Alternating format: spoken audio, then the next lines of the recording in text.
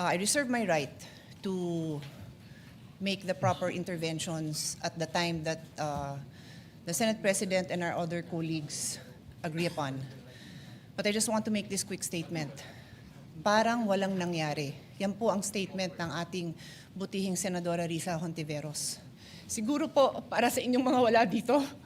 Pero para sa amin na nandito, napakaraming nangyari. Takot na takot po ako na kailangan ko na magpaalam sa mga anak ko. At yung staff ko, 2 pintuan ang pagitan ko sa putukan. Yung staff ko na si Claire, na 20 years na sa akin, nandun siya sa labas. Siya sa 12-year-old son. Kinuwento niya sa akin late na tumatakbo siya, hindi niya alam kung saan siya pupunta. Kaya para sabihin niyo na walang nangyari. Napakasakit para sa aming lahat na nandito. And as I said, 2 pintuan na nagpo-protect sa akin sa putukan.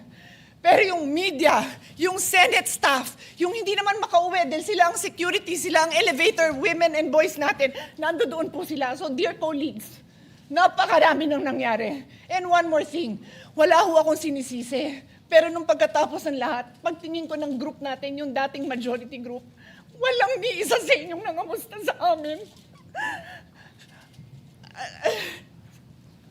Some of you I've known for 20 years, 10 years, and I didn't even hear any of you say, kamusta na kayo dyan? Napakasakit nun sa akin. Sobrang sakit. So yun lang ang masasabi ko. Yes, I am very ready to share my story, to ask questions. Pero kung wala ho kayo dito, huwag niyong questionin yung mga nangyari sa mga nandito. Dahil nandito kami, kasama ng staff. Staff namin, Senate staff. You have your own story. I respect that. But please respect my own story.